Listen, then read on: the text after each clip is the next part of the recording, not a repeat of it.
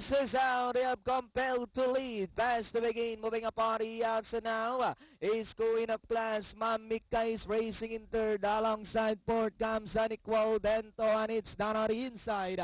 Compelled to lead the leader by Oralenka. And in second is Queens of Class.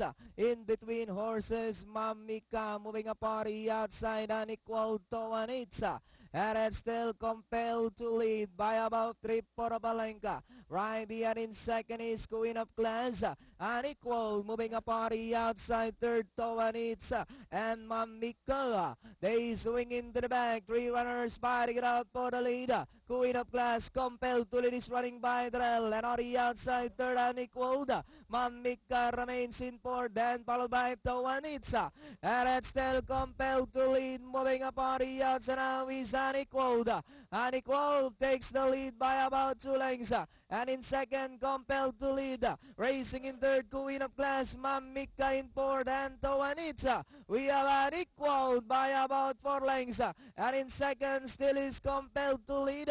Queen of Class in third, Mamika and Toanitsa. But it's still Unequal by about 3 lengths.